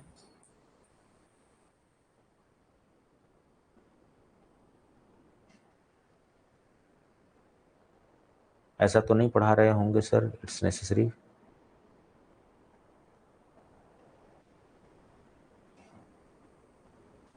नहीं नहीं, इसमें तो देखिए जो डीआई और जीपैट के बैचेस हैं, I am the leading faculty, इसका मतलब नहीं कि और लोगों के पास एक्सपीरियंस नहीं है, और लोग भी एक्सपीरियंस में हैं, ठीक है। मैडम है, जीएस के टीचर है, वो पढ़ाएंगे, कोई दिक्कत वाली बात नहीं है, everybody has their own expertise. मेरा चेहरा इसलिए फ्रंट पे रहता है क्योंकि सबसे ज्यादा जो है एक्सपीरियंस मुझी को ही है, चाहे वो डीआई का हो चाहे जीपैट को। अभी डजन मीन कि वो लोग नहीं है, उनकी भी अपनी वैल्यू, उनके अपने एरिया में वो अपने आप को सब सारे एक्सपीरियंस लोग हैं, ठीक है। तो ज्यादातर सीधे बच्चों का कहना है कि सर डीआई हो चाहे जीपैट कोर्सेज हो, प्लीज आप मैक्सिमम लेक्चर लीजिए, सो दैट्स व्हाई मैं आपको ज्यादातर दिखूंगा, ठीक है। चलिए, disposal of request, disposal of request का मतलब, अब देखिए, subject to the provision of section 2 subsection 2 of section 5, central public information और स्टेट पब्लिक इंफॉर्मेशन, ये सारी चीजें। फिर उसके बाद within 30 days of the request, important क्या है इसमें सारी चीजें। डिस्पोजल ऑफ रिक्वेस्ट का मतलब, एक बार आपका आरटीआई उस ऑफिसर तक पहुंच गया तो वो कितने दिन में जवाब देगा, कितने दिन में रिस्पॉन्ड करेगा, वो वक्त, ये बड़ा इंपॉर्टेंट जरूरी है, ये सब पूछा जाता है सवाल। So it's with in 30 days of the receipt of request, जिस दिन रिसीव हुआ है उसके 30 दिन के अंदर उसको जवाब देना पड़ेगा, 30 days के अंदर में। अगर जवाब नहीं दे रहा है, डिले हो रहा, तो ही और सी नीड टू रिस्पॉन्ड, ठीक। चलिए, लेकिन उसमें भी अगर किसी की लाइफ और लिबर्टी किसी भी पर्सन से जुड़ा हुआ मैटर है, उसको 48 आवर्स के अंदर उसको करना पड़ेगा सॉल्व, समझ गए। Normal cases with in 30 days के अंदर होने चाहिए। उसके अलावा अगर किसी भी पर्सन के लाइफ और लिबर्टी से रिलेटेड मैटर है, सो 48 आवर्स के अंदर इसको निस्तारण होना चाहिए, इसका सोल्यूशन होना चाहिए। इट्स वेरी इंपॉर्टेंट, लिख लीजिए with in 30 days issue should be resolve. ठीक है, चलिए ये सारी चीजें, अगर नहीं जवाब दे रहे हैं तो वो सारी चीजें जो है बताना पड़ेगा आपको। अब देखिए, अब ये सवाल पूछिए आपके सर अगर दिए 30 दिन में नहीं आया तब, तो आपको अपील करना पड़ेगा। तो ये state information commission, central information commission काहे के लिए बने हुए हैं? इसीलिए बने हुए कि अगर ये लोग नहीं सुन रहे हैं तो आप हमसे कहिए। सो फर्स्ट अपीलेट, 2 अपील होती है। अब ध्यान से सुनिए, अगर आपकी बात नहीं सुनी गई तो फर्स्ट अपील होगी और सेकंड अपील। फर्स्ट अपील हमेशा सीनियर अधिकारी से होती है। जिस अधिकारी से आपने इंफॉर्मेशन मांगी है उनके जस्ट सीनियर अधिकारी से होती है फर्स्ट अपील। उनको कब देना होता है? 30 और मैक्सिमम 45 डेज। बात समझ में आई? 30 और 45 डेज इसके अंदर देना होता है। लेकिन सेकेंड अपीलेट में अगर आपने सेंट्रल बॉडी से मांगी है तो सेंट्रल इंफॉर्मेशन कमीशन, या फिर अगर स्टेट मांगी है तो स्टेट इंफॉर्मेशन कमीशन के पास आपकी रिक्वेस्ट जाएगी अपील वाली। और यहां पर कोई टाइम बाउंड ड्यूरेशन नहीं है, आराम से 6 महीने, साल भर, 2 साल में जवाब देते रहेंगे। So this is the biggest loop hole of this act. यहां कोई जवाबदेही नहीं है, कब तक आएगा जवाब कुछ पता नहीं है। बट हियर 30 डेज और 45 डेज। आपने अभी केस देखा होगा बीसीसीआई का, सबसे अमीर क्रिकेट कंट्रोल बोर्ड है पूरे दुनिया में, आईसीसी को भी कंट्रोल करने की ताकत रखता है। पाकिस्तान बहुत परेशान रहता है, सर फोड़ फोड़ के, खुजा खुजा के, तो भैया इतना पैसा कहां कमा रहे हो? सबसे अमीर बोर्ड है ये। तो लोगों ने पूछा भैया इतना पैसा कमा रहे हो, सब कुछ है, तो जवाब देना पड़ेगा। तो बीसीसीआई भी अभी आरटीआई के लपेटे में आ गया है। गवर्नमेंट की बॉडी है ये, गवर्नमेंट से फंडिंग हो रही है, खुद भी फंड जनरेट कर रहे हैं, तो आ गई। सो बीसीसीआई का भी आप केस देख रहे होंगे, कुछ साल पहले न्यूज थी, बीसीसीआई को भी लपेटे में ले लिया गया आरटीआई के। ठीक है, चलिए ये सब, ये इंफॉर्मेशन आपने जान ली। और अगर कहीं पर रिक्वेस्ट आपकी रिजेक्ट हो जाती है तो रीजन, उसका पीरियड क्या है, वो सारी चीजें। अब देखिए ये एग्जाम्पशंस बड़े इंपॉर्टेंट है जो मैंने, कि कहां पर आपका जवाब नहीं दिया जाएगा। आपने फाइल तो कर दिया, लेकिन कहां पर हम आपको जवाब नहीं देंगे, ऑफिसर जवाब नहीं देगा, वो इंपॉर्टेंट ज्यादा जरूरी है। जैसे नेशनल सिक्योरिटी का अभी राजनाथ सिंह का आपने बयान देखा होगा, ठीक है, डिफेंस मिनिस्टर गलवान के मुद्दे पर आप देख रहे हो, जब चाइना से क्लैश हुआ था तो क्या उन्होंने बोला? वही सारी information we can not disclose. भारत के अखंडता और एकता से जुड़ा हुआ matter we can not disclose. National security से जुड़ा हुआ मामला वी कैन नॉट कम्युनिकेशन से जुड़ा हुआ matter we can not disclose. Defence से जुड़ा हुआ matter we can not disclose. यहां पर आरटीआई फाइल नहीं हो सकती। Trade secret, no RTI filing. ठीक है, ऑफिशियल सेक्रेट एक्ट के तहत कोई भी चीज है, नो आरटीआई फाइल, कोई भी आरटीआई आप जवाब नहीं देख सकते। इट मींस कि हर वो चीज आप नहीं मांग सकते, कुछ एक्सेप्शंस। तो ये एग्जाम्पशंस बड़े इंपॉर्टेंट है, दिस आर वेरी इंपॉर्टेंट। ठीक है, there is no obligation to give any citizen, यानी कि उस अथॉरिटी के पास कोई ऐसा नहीं मैंडेटरी का आप मांगेंगे तो देगा ही देगा, नो। कहां पर नहीं देगा? जब मैटर सॉवरेंटी और इंटीग्रिटी ऑफ इंडिया, सॉवरेंटी का मतलब प्रभुसत्ता। अभी आप देख रहे होगे यूक्रेन से वॉर रसिया का हुआ, इंडिया अपना खुद का स्टैंड बना रखा, भैया peace and dialogue, peace and dialogue. सब चिल्लम चिल्ली सर फोड़ते रह गए, खुजार डाले सर, इंडिया टस से मस नहीं हुआ, और जहां फायदा मिला भरपूर फायदा लिया। This is called sovereignty. दूसरे कंट्रीज में है लेकिन इतनी नहीं है जितना, this is the strong Indian foreign policy we have seen right now. Doctor S Jaishankar, salute to that particular person, कैसे डील किया उन्होंने। तो जब मैटर भारत के सॉवरेंटी और इंटीग्रिटी से जुड़ा मैटर हो, या स्ट्रैटेजिक या डिफेंस से मैटर जुड़ा हो, you can not file RTI, और सरकार फिक्स नहीं, आप जवाब नहीं देगी। कोई स्ट्रैटेजिक या इकोनॉमिक इंटरेस्ट स्टेट का कुछ जुड़ा हुआ, ये सब चीजें। किसी भी कोर्ट का कंटेम्प्ट अगर होता हो उस इंफॉर्मेशन से, they are not going to give you the information, RTI लागू नहीं होगा। किसी पार्लियामेंट का या स्टेट लेजिस्लेचर का विशेषाधिकार उसका ब्रीच होता हो, टूटता हो, तो वहां पर आपको इंफॉर्मेशन नहीं दी जाएगी। ठीक है, कोई कॉमर्शियल कॉन्फिडेंस है, कोई बाहर से कोई, मान लीजिए जैसे हमारा कोई किसी के साथ एग्रीमेंट हुआ अमेरिका के साथ, वो हम डिस्क्लोज नहीं कर सकते। फॉरेन गवर्नमेंट के साथ है। सी जिनपिंग कनाडा के प्राइम मिनिस्टर को यही तो झड़प कर रहे थे इंडोनेशिया में जब हुआ था, कि भाई तुम्हारे मेरे बीच बात है, तुम क्यों कर दिए सब सारी चीजें बकवास। और आपने देखा होगा कितना ह्यूमिलिएशन हुआ है इनका इंडिया में। तो ट्रेड सेक्रेट या फिर इंटेलेक्चुअल प्रॉपर्टी राइट से रिलेटेड कोई चीजें नहीं दे सकते आरटीआई फाइलिंग में। फॉरेन गवर्नमेंट से क्या हमने साठगांठ की है, हमारा क्या मतलब है, हम नहीं आपको जवाब देंगे। ठीक है, ये सारी चीजें, कोई भी किसी भी चीज में इन्वेस्टिगेशन या प्रोसेस में सारी चीज चल रही, वो सब चीजें हम लोग डिस्क्लोज नहीं कर सकते। आपने राफेल वाला मैटर भी देखा होगा, सारी चीजें, आरटीआई फाइल वहां नहीं हो सकती। कोई भी चीज जो ऑफिशियल सेक्रेट एक्ट 1923 के तहत आती है, nobody is obliged to give the information, ये सारी चीजें। ठीक है, समझ में आई बात, ये सब चीजें।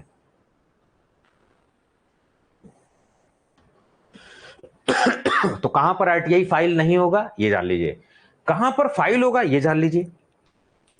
गवर्नमेंट की जितनी कॉन्स्टिट्यूशनल बॉडीज, स्टैट्यूटरी बॉडी, और तीसरी ट्रिक है, ये ट्रिक बिल्कुल रट्टा मार के रखिए, जो मैंने सीखा है वो सिखा रहा हूं आपको।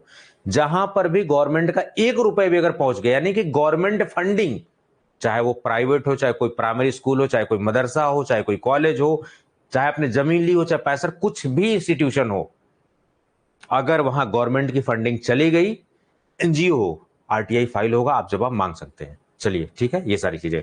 कहां नहीं आरटीआई फाइल मांग सकते हैं, नेशनल सिक्योरिटी के मुद्दे पर, डिफेंस के मुद्दे पर आप नहीं मांग सकते। थर्ड पार्टी इंफॉर्मेशन मैंने आपको बता दी कैसे मांग सकते हैं, क्या कर सकते हैं, ये ज्यादा इंपॉर्टेंट नहीं है। अब देखिए, अब सेंट्रल इंफॉर्मेशन कमीशन और स्टेट इंफॉर्मेशन कमीशन बड़ा इंपॉर्टेंट है। हालांकि ये आपके ड्रग इंस्पेक्टर में जो जीएस के क्वेश्चंस होते हैं वहां, जैसे गुजरात वगैरह में, वहां पर इंपॉर्टेंट आपसे पूछा जा सकता है। इतना डीप लेवल फार्मासिस्ट में नहीं पूछेंगे आपसे ये, ठीक, इतना डीप लेवल जीपैट वगैरह नहीं पूछेंगे। ये जो डीप लेवल पूछा जाता है सिविल सर्विसेज में पूछा जाता है, घुस घुस के। तो सेंट्रल इंफॉर्मेशन, सीआईसी, तो सेंट्रल इंफॉर्मेशन कमिश्नर भी होगा कोई, यहां पर जो चेयरमैन होगा उसको कुछ चेले चपाटी भी होंगे, वो जरा प्रोविजन थोड़ा पढ़ लेते हैं, फिर उसके बाद सेशन को एंड करेंगे आपके सेशन क्वेश्चंस को लेके। ठीक है, चलिए, तो आज जो लोग क्लास पढ़ेंगे उनको रियलाइज होगा कि जो हम चैट बॉक्स में धड़ाधड़ फ्रस्ट्रेशन उतार रहे थे, काइंडली डू नॉट फ्रस्ट्रेशन मत उतारिए ऐसे, ठीक है, समझने की कोशिश करिए जज्बात को।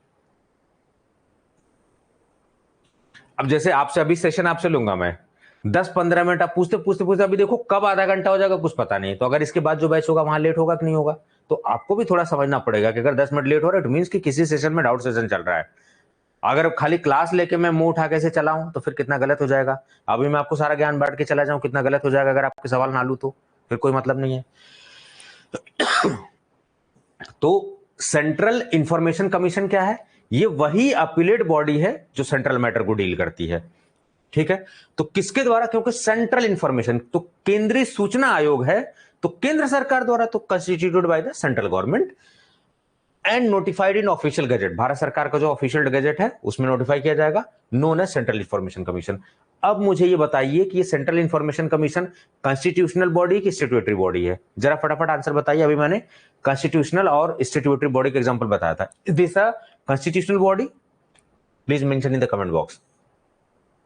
लिखते रहिए, कॉपी पेन उठा लीजिए जरा। सेंट्रल इंफॉर्मेशन कमीशन क्या क्या होगा उसमें, सबसे पहले लिखिए चीफ इंफॉर्मेशन कमिश्नर, बड़ा इंपॉर्टेंट है, लिखिए इसको, चीफ इंफॉर्मेशन कमिश्नर, यानी कि ये सबका मुखिया होगा, चेयरमैन होगा। उसके अलावा central information commissioner not exceeding 10, तो कभी सरकार 2 करती है, 3 करती है, 5 करती है, 10 करती है, लेकिन 10 से ज्यादा कमिश्नर नहीं होने चाहिए। यानी कि इनके जो चेले चपाटी होंगे, एक मुखिया होंगे और इनके बाकी परिवार के सदस्य। तो मेन कौन होगा, चीफ इंफॉर्मेशन कमिश्नर और 10 central information commissioner not exceeding 10। यही बड़ा इंपॉर्टेंट है कि सेंट्रल इंफॉर्मेशन कमिश्नर में जो चीफ इंफॉर्मेशन कमिश्नर है उसके अलावा कितने और कमिश्नर होते हैं, तो मैक्सिमम 10 हो सकते हैं, 10 से ज्यादा नहीं हो सकते। सरकार भी इससे ज्यादा नियुक्त नहीं कर सकती। Yes, Madhav is saying statutory body, absolutely correct. Now you are understanding कि कॉन्स्टिट्यूशनल स्टैट्यूटरी बॉडी किसे कहते हैं। ठीक है, चलिए, आपने भी जूरिस्प्रूडेंस से पहले पढ़ा होगा और आज जो जूरिस्प्रूडेंस पढ़ रहे हो आपको फर्क साफ नजर आएगा, इसीलिए आपने इस प्लेटफॉर्म को ज्वाइन किया है। चलिए, अब जरा देखिए कि ये जो होते हैं, ये चीफ इंफॉर्मेशन कमिश्नर जो है, ये नियुक्ति कौन करता है, तो इनकी जो नियुक्ति होती है वो एक कमेटी के द्वारा होती है। और उस कमेटी में कौन कौन होता है आप ध्यान से देखिए जरा। प्राइम मिनिस्टर उस कमेटी को लीड करेगा, बिना प्रधानमंत्री के हस्तक्षेप के यहां कुछ नहीं होने वाला है। दूसरी चीज, leader of opposition in the Lok Sabha, तो लोकसभा का लीडर, और ऑप्शन में क्या देगा, राज्यसभा का दे देगा लीडर ऑफ अपोजिशन, और आप वही चक्कर खा गिर जाओगे। सो leader of opposition from the Lok Sabha क्योंकि रिप्रेजेंटेटिव, लोगों का रिप्रेजेंटेटिव कौन है? लोकसभा। राज्यों का रिप्रेजेंटेटिव राज्यसभा। और एक union cabinet minister nominated by the prime minister. तो कोई एक कैबिनेट मिनिस्टर जो कि प्रधानमंत्री द्वारा मनोनीत हो या जिसको नामित किया गया हो, नॉमिनेट किया गया हो। ठीक है। अब देखिए सेंट्रल इंफॉर्मेशन कमीशन में दो तरीके के मेंबर होते हैं। एक मेंबर होता है सेंट्रल इंफॉर्मेशन कमिश्नर, चेयरमैन। दूसरे इसके चेले चपाटी जो मेंबर्स होते हैं इनको बोलते हैं सेंट्रल इंफॉर्मेशन कमिश्नर, जो कि 10 से ज्यादा नहीं होने चाहिए। यही बात इंपॉर्टेंट है। लेकिन ये जो नियुक्ति हो रही है कि कौन डिसाइड करेगा चीफ इंफॉर्मेशन कमिश्नर होगी, तो ये सब की नियुक्ति एक कमेटी द्वारा होती है। उस कमेटी में प्रधानमंत्री होते हैं, leader of opposition of Lok Sabha होते हैं, और प्रधानमंत्री के द्वारा नियुक्त एक यूनियन कैबिनेट मिनिस्टर होता है यहां पर। तो अब देख रहे हो कि साफ दबदबा गवर्नमेंट का दिख रहा है यहां पर। ठीक है, चलिए, तो बिना गवर्नमेंट के इधर पत्ता नहीं हिलने वाला है। अब और देखिए बाबू भैया जरा सारी चीजें। अब ये जो चीफ इंफॉर्मेशन कमिश्नर है, ये जाहिर सी बात है कि अब इसके पास लॉ के भी केसेस जाएंगे, यूपीएससी का भी केस चला जाए, तो इसको हर क्षेत्र में लगभग नॉलेज होना चाहिए। लॉ में, साइंस में, टेक्नोलॉजी में, सोशल में, मैनेजमेंट में, जर्नलिज्म में, एडमिनिस्ट्रेशन में, गवर्नेंस में, ऐसा कोई प्रोफाइल वाला बंदा है that is going to be the perfect candidate. ठीक है। अब देखिए ये सारी चीजें बड़ा इंपॉर्टेंट है। चीफ इंफॉर्मेशन कमिश्नर और information commissioner shall not be a member of parliament. ये तो फिर कंफ्लिक्ट ऑफ इंटरेस्ट हो गया कि भैया आप तो सरकार के नुमाइंदे हैं, फिर क्या आप सरकार के हिसाब से काम करेंगे? फिर सरकार से बोलेगी यहां करो, यहां करो, तो आप करोगे। इट मींस कि आप मेंबर ऑफ पार्लियामेंट नहीं होने, सरकार का बिल्कुल हिस्सा नहीं होना चाहिए। आप इंडिपेंडेंट होने चाहिए, जिससे पारदर्शिता बनी रहे। किसी भी स्टेट का मेंबर ऑफ लेजिस्लेचर या फिर एमपी नहीं होना चाहिए, यूनियन टेरिटरी वगैरह ये सब नहीं होना चाहिए, या किसी भी पॉलिटिकल पार्टी से आप जुड़े हुए नहीं होना चाहिए, आपका कोई ताल्लुक नहीं होना चाहिए। और हेडक्वार्टर कहां होगा इसका? दिल्ली में। तो सेंट्रल इंफॉर्मेशन कमीशन कहां है? दिल्ली में। अब देखिए क्या है term of office and condition of service. पहले ये 5 साल हुआ करता था स्टार्टिंग में, लेकिन 2019 में अमेंडमेंट करके ये टर्म घटा दिया गया। यानी कि सरकार के इच्छा अनुसार, सरकार चाहेगी तो आपको 2 ही साल में निपटा देगी, सरकार चाहेगी तो आपको 5 साल झेलेगी। So it is on the description of government now. किसकी वजह से हुआ? देखिए 2019 में। अब ध्यान से देखिए यहां पर ये देखो 2019 में तो राइट टू इंफॉर्मेशन तो आ गया था एक्ट, लेकिन अभी अमेंडमेंट बिल, इसमें संशोधन ले आई कौन? सरकार ले आई 2019 में। अब देखो लोकसभा में कब पास हुआ, राज्यसभा में कब पास हुआ, और फाइनली कब पास हुआ? देखो introduce in Lok Sabha by the minister of state of personnel public grievances and pensions, Jitendra Singh. अभी आपने देखा ना राइट टू इंफॉर्मेशन किसके तहत आई? क्योंकि डील यही कर रहा है, तो उनके मिनिस्टर। तो ये कौन सी बिल हुई? गवर्नमेंट बिल हुई। It's not a private bill, government के ही नुमाइंदे ने पेश किया, उनके मिनिस्टर ने। Amend the right to information act की feature. Term of information commissioner देखिए उनका पहले 5 साल हुआ करता था, अभी सरकार के इच्छा अनुसार, सरकार जब तक चाहेगी तब तक आप है, जब तक सरकार खुश है तब तक आप है। Under the act central information commission and information commissioner appointed at national state level implement the provision of act. The act states that CIC and other appointed state level will hold office of for a term of 5 years. The bill removes this provision and state the government will notify the term of office. समझ में आई बात क्या बोल रहे हैं ये?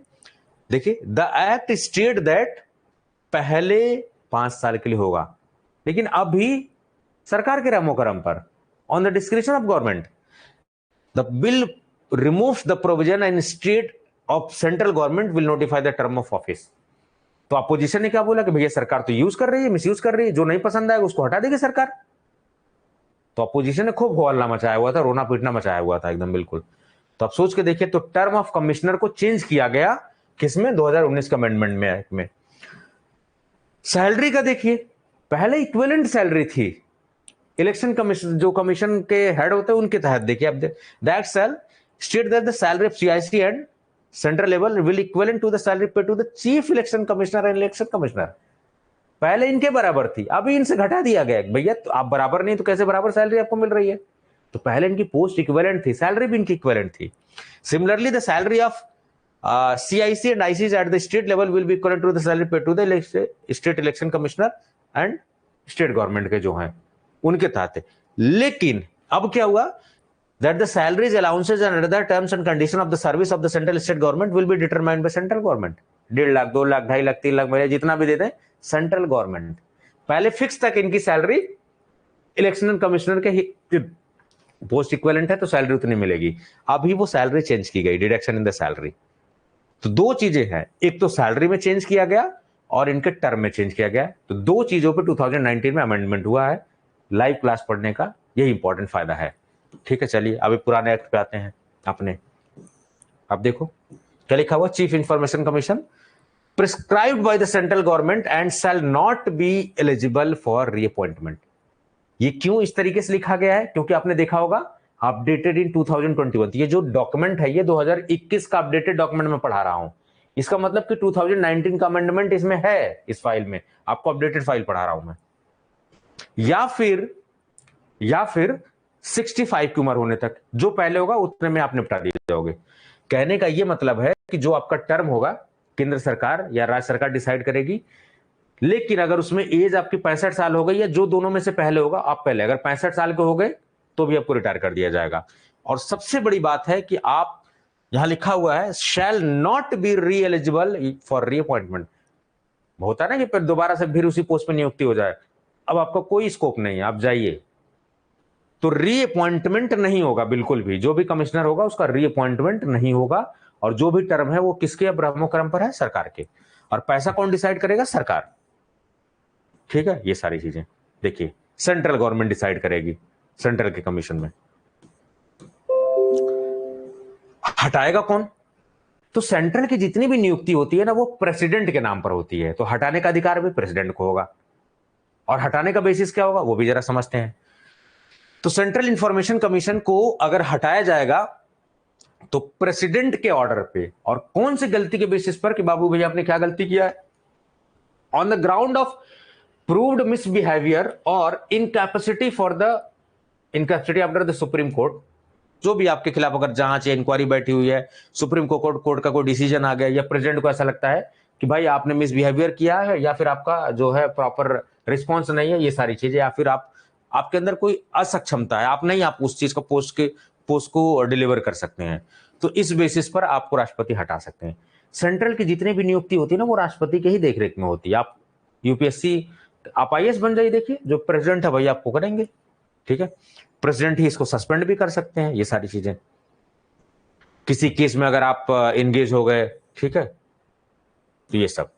अब देखिए स्टेट इंफॉर्मेशन कमीशन, क्योंकि अपन के यहां क्या है? Parliamentary system. और पार्लियामेंट्री सिस्टम में क्या बोलते हैं कि प्रधानमंत्री सबसे सर्वोच्च होगा, रियल पावर होगा, और नाम की जो पावर होगी, नॉमिनल पावर होंगी, वो प्रेसिडेंट होंगी।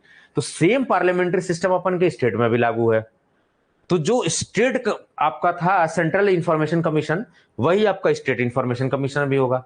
लेकिन वहां पर प्रेसिडेंट था, यहां पर आपके गवर्नर हो जाएंगे। वहां पर प्राइम मिनिस्टर थे, यहां पर आपके कौन से हो जाएंगे कमेटी में? Chief minister. तो सेम चीज है देखो। तो स्टेट चीफ इंफॉर्मेशन कमिश्नर हो जाएंगे, और जो स्टेट इंफॉर्मेशन कमिश्नर 10 से ज्यादा नहीं होंगे, सेम स्टेट लग जाएगा। ठीक है, और जिस कमेटी के तहत ये नियुक्त होंगे उसमें चीफ मिनिस्टर होंगे। ठीक है, उसके अलावा leader of opposition of legislative assembly ये होंगे, और cabinet minister nominated by the chief minister, ये सब सारी चीजें। लेकिन हटाने का अधिकार और नियुक्त करने का अधिकार ये सब किसके पास होगा? ये सब चीजें थोड़ा आपको देखना पड़ेगा। ठीक है, चलिए। तो इनको भी वही लॉ वगैरह सारी चीजें, साइंस वगैरह सब, जर्नलिज्म वगैरह इंफॉर्मेशन इनको भी होनी चाहिए। ठीक है, term office decided by the central government. इसका मतलब अगर स्टेट इंफॉर्मेशन कमिश्नर भी है, नियुक्ति तो स्टेट कर रहा है। कौन सी कमेटी? जिसमें कि आपके चीफ मिनिस्टर हैं, लेकिन उसकी जो टर्म ऑफ ऑफिस है, उसकी जो सैलरी है, वो सेंट्रल गवर्नमेंट डिसाइड कर रही है। This is the important thing, you should note down. Committee तो स्टेट गवर्नमेंट जो बना रही है उस पर हो रही है, लेकिन यहां पर आप देखो जो उसके टर्म ऑफ ऑफिस है वही, मतलब कि 65 ईयर्स या फिर गवर्नमेंट का, तो सेंट्रल गवर्नमेंट डिसाइड करेगी उसमें, या अप टू 65 ईयर्स, 65 साल की उम्र तक जो पहले होगा उतने में रिटायर हो जाएंगे। ये इंपॉर्टेंट बात है सारी चीजें। सैलरीज और अलाउंसेज स्टेट इंफॉर्मेशन कमिश्नर का भी यही डिसाइड करेंगे, central government, not state government. ये बात इंपॉर्टेंट याद रखना, यही इंपॉर्टेंट है। रिमूवल भी, ये सारी चीजें। तो रिमूवल किसके थ्रू हो रहा है? क्योंकि नियुक्ति गवर्नर के तहत हो रही है, तो गवर्नर ही इसको हटाएगा। तो इनकैपेसिटी या बिहेवियर पे, या फिर सुप्रीम कोर्ट या आपका हाई कोर्ट का कोई ऑर्डर वगैरह आ गया जिसमें आप कन्विक्ट हो गए, तो आपको हटा दिया जाएगा। ये सारी चीजें, पावर्स एंड फंक्शंस, अपील्स वगैरह सब चीजें, ये सब हम लोग पढ़ते हैं थोड़ा सा। ठीक है, थोड़े बहुत देख लेते हैं जरा। अपील कहां आप करोगे सबसे पहले? तो देखो यहां क्या लिखा हुआ है कि आप इंफॉर्मेशन किससे मांगते हो? By the decision of central public commission और स्टेट पब्लिक इंफॉर्मेशन ऑफिसर से आप मांगते हो। 30 दिन के अंदर इनको जवाब देना होता है। लेकिन अगर ये जवाब नहीं दे पाए तो आप कहां अपील करोगे? To such officers is senior in rank to the central public information officer और state public information. Central public information officer, state public information officer कौन है? जिनसे आप जवाब मांग रहे हो। और स्टेट इंफॉर्मेशन कमीशन और सेंट्रल इंफॉर्मेशन कमीशन कौन है? Appellate body. कंफ्यूज मत होइए, ठीक है? इनसे आप तो पहली अपील आप इनके सीनियर से करोगे, भाई कंप्लेंट सीनियर से करेंगे। Second appeal central information commission या सेंट्रल इंफॉर्मेशन कमिश्नर या स्टेट इंफॉर्मेशन कमीशन को आप भेजोगे, जहां की बॉडी है आपकी। तो ये वाली चीज है, ठीक है? चलिए 30 डेज या 45 डेज ये लिखा होगा, आप देख लीजिएगा जो भी टाइम है। सॉरी।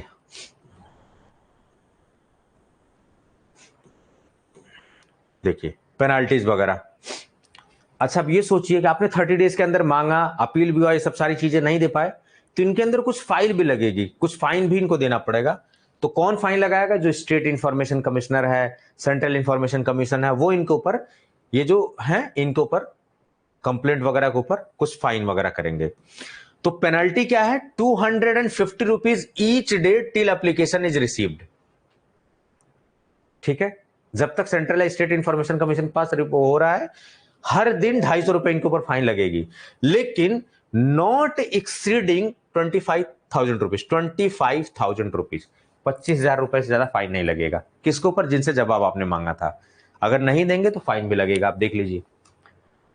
तो हर day 250 rupees each day till the information is received, या फिर penalty should not exceed 25,000 rupees, 25,000 से ज्यादा नहीं लगेगा।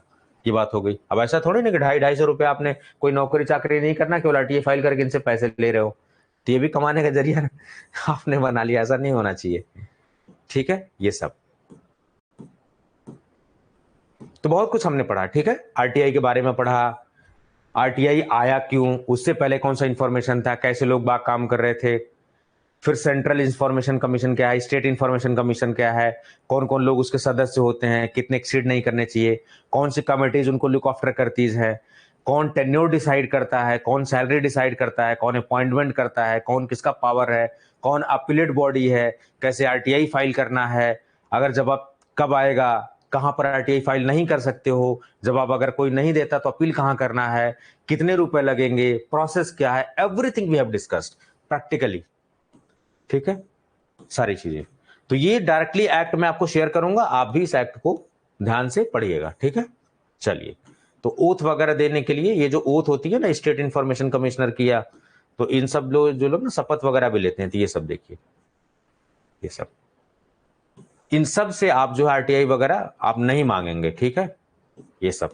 चलिए, तो आज आरटीआई हमने पूरी तरीके से फिनिश कर दिया। जरा मैं देख लूं कुछ छूट तो नहीं रहा है।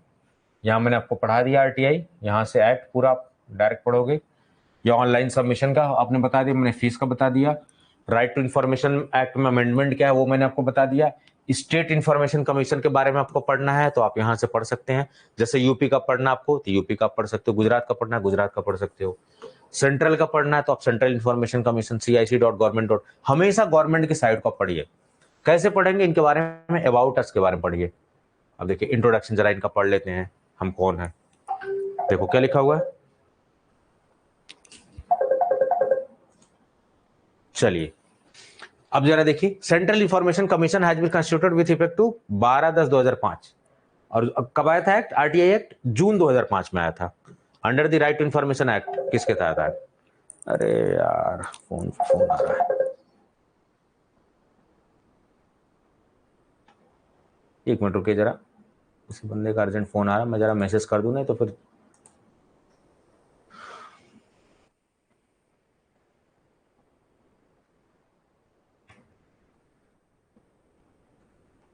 चलिए, ठीक है? ये सारी चीजें तो यहां से पढ़ सकते हैं। देखिए ये सब सेकंड अपील, तो ये जो इंफॉर्मेशन कमिश्नर होते हैं ये सेकंड अपील होते हैं। फर्स्ट अपील तो आप हायर अधिकारी को वहां देते हो, जो कि पेनल्टीज वगैरह लगाने का काम करते हैं, ये सब चीजें, ठीक है? ये Uttar Pradesh state information commissioner, ये देख लीजिए ये सब। तो उसी तरीके से जैसे मान लीजिए आप कोई भी गवर्नमेंट ऑफ उत्तर प्रदेश आपने खोल लिया, चलो साहब, ऐसे ही आपने सेंट्रल का खोल लेना है, सेंट्रल का आप खोल के पढ़ सकते हो इनके बारे में, ठीक है। आरटीआई एक्ट के तहत कोई भी एक्ट या बिल के बारे में आपको पढ़ना है तो आप सीधे पीआरएस की वेबसाइट पर जाओ। इसको यूपीएससी के लोग, सिविल सर्विसेज के लोग बाय हार्ट इसको पढ़ते हैं। तो आप बिल्स एंड एक्ट पे जाओ, यहां से आप बिल्स पार्लियामेंट में कौन सी पास हुई हैं, अब जो भी पास हुई हैं ये सब अभी देखिए। Women reservation bill pay discussion हो रहा है। आईपीसी को चेंज किया जा रहा है भारतीय साक्ष्य बिल के नाम से, भारतीय नागरिक सुरक्षा संहिता, भारतीय न्याय संहिता, आईपीसी को न्याय संहिता के नाम से चेंज किया जा रहा है, ठीक है। ये सब देखिए, इलेक्शन कमिश्नर और उसके जितने भी है उसका अपॉइंटमेंट कंडीशन देखिए, यहां भी सरकार हस्तक्षेप कर रही है, यहां भी कुछ चेंज करने की। फार्मेसी अमेंडमेंट बिल 2023 देखिए, यहां भी चेंज हुआ, आपके फार्मेसी में भी चेंज हो रहा है, ये देखिए। रजिस्ट्रेशन किसके तहत करना है, क्या करना है, ये सब कुछ देखिए चेंज करने की बात की जा रही है। सो पीआरएस की साइट को आप करिए। Now it's time for the question and answer session. I hope कि ये सेशन आपके लिए इंपॉर्टेंट था। चलिए, और कुछ तो नहीं छूट रहा है, ठीक है। सो मेन इंपॉर्टेंट चीजें मैंने बता दी। इस 1 घंटे 1.5 घंटे के लेक्चर में जितना भी है, मुझे नहीं देखा पता कि कितना क्या मैंने लेक्चर लिया है, क्योंकि मैं जब पढ़ाता हूं तो बाई हार्ट पढ़ाता हूं और फुली तरीके से पढ़ाता हूं। टाइम वाइम नहीं देखता हूं, पढ़ाता हूं तो फुल पढ़ाता हूं। चलिए, अब जरा क्वेश्चन आपके देख लूं।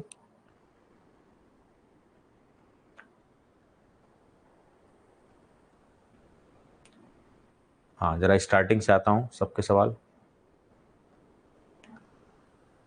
मितेश मालिक सिंह, ऑडियो नॉट क्लियर। सब लोग कह रहे हैं ऑडियो क्लियर है, कुछ लोग कह रहे हैं नहीं सर क्लियर है।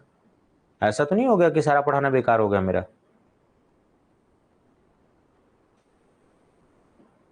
यस, अब्राहम लिंकन ने बोला था।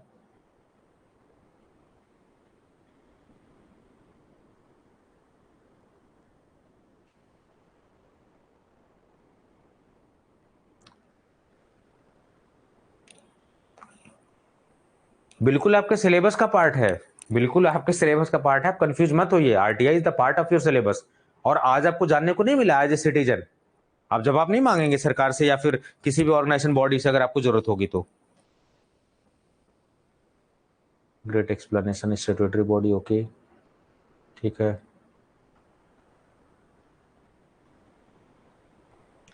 Right to information act, jurisprudence, jurisprudence का सिलेबस है, it's a part of jurisprudence. GPAT आप दीजिए वहां, फार्मेसी दीजिए वहां, डीआई दीजिए वहां, तीनों जगह सिलेबस है। It's a part of jurisprudence. बिल्कुल आरटीआई से क्वेश्चन आते हैं हृदय जी, ठीक है। अगर आपको 1 घंटा 1.25 घंटा मैंने समय लिया, it's audio is good quality, okay, audio is clear sir, okay, ठीक है, थैंक यू सो मच। आप जरा फटाफट पूछिए, कुछ पूछना है तो पूछ लीजिए।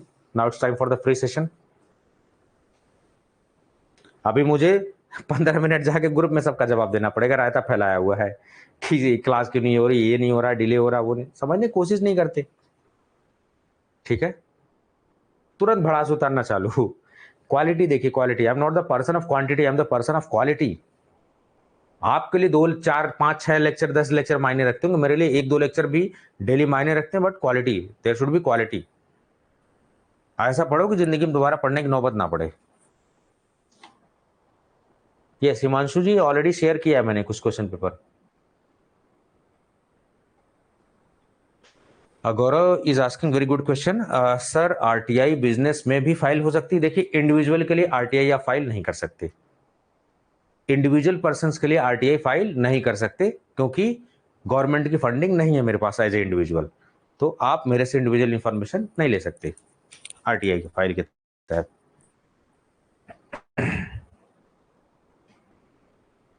चलिए, और कुछ क्वेश्चन? स्क्रीन दिख रही है मुझे, क्या क्या क्वेश्चन आप पूछ रहे हो? Gaurav Singh, okay sir, okay. बाकी लोगों का सवाल, जो लोग टिंग टिंग टिंग बजा रहे थे वो कहाँ गए? सो तो नहीं गए?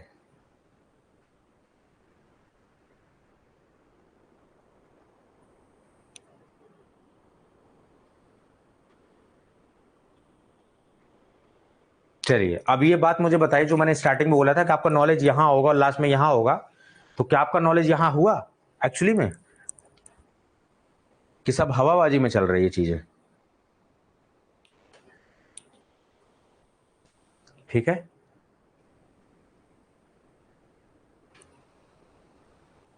Lucky Singh thank you sir. Okay, Sarita Singh yes sir.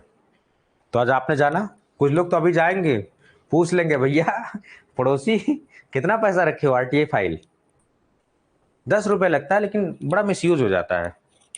ठीक है, कहीं कहीं पर लूप होल भी नजर आपको आ रहा होगा आरटीआई में। ठीक है, सरकार भी बीच बीच में हस्तक्षेप करती है तो अपोजिशन चिल्लाता है कि नहीं भाई कमजोर कर रहे हैं।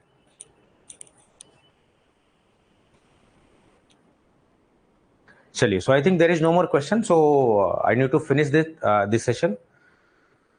लैंग्वेज का कोई इशू नहीं होने वाला है, हिंदी इंग्लिश दोनों में पढ़ाऊंगा, कोई दिक्कत वाली बात नहीं है। There is no issue of anything. ठीक है, so I am just waiting for 10 more seconds, थोड़ी देर और वेट कर लेता हूं, बाकी अगर कुछ क्वेश्चंस आ गए, क्योंकि लाइव सेशन लेने का मैंने आपको पहले भी कहा है कि अपडेटेड चीज आपको मिलेंगी। देखो अभी आपके पास एकदम लेटेस्ट, आज जो 1 घंटे पहले भी होंगे वो भी मिल गई होंगी आपको अपडेटेड इन्फॉर्मेशन। और कितनी एक्स्ट्रा चीज आपको पता लगी, आज पीआरएस साइट के बारे में आपको पता लगा हो गया नया, कि पीआरएस नाम की कोई साइट होती है। ठीक है, ओके, ठीक है। सो मैं स्क्रीन पे देख पा रहा हूँ there is no more questions, बहुत ही छोटे मोटे क्वेश्चन थे, नॉमिनल थे।